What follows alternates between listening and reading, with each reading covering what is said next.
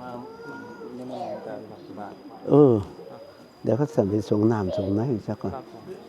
แล้วจะก็สิมามันจังสะดวกเดี๋ยวละเด้อลงตามมาจังตามนิมนต์ปลูกต้นไม้เลยครับครับผมเดินเลยดูเนาะไปลาสันเอาเบิ่งแย้งเด้อละเด้อเอาห้องน้ำไม่จี้อยู่ข้างไหน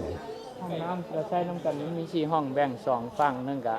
2ห้องเป็นพระกับพ่อออกอีก2ห้องก็เป็นแม่ออกกับซี่ครับเพราะมันเฮ็ดบ่ทันกับฝนตกที่ลึกบ่เป็นหยังล่ะมันที่แรกว่าสิเฮ็ด4ห้องแต่ว่ามันบ่มีฝนก็ขยะว่างให้เลยอากาศเช้าตก2มื้อนี่ครับจะค่อยคุยกันพระพุทธรูปเอาไว้นี่ครับใส่แล้วอยู่ใส่นี่ครับใส่อยู่ไว้ทั้งเอามานี่ซะก่อนแม่เอาไว้ท่านมอบเอาไว้ซะก่อนมื้อแรงจังมอบครับมอบแล้วอุ้ยเอาแป้นบ่เดี๋ยวนี้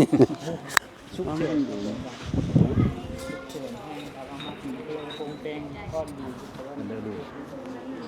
วิธีเอาพิเศษได้น่ะ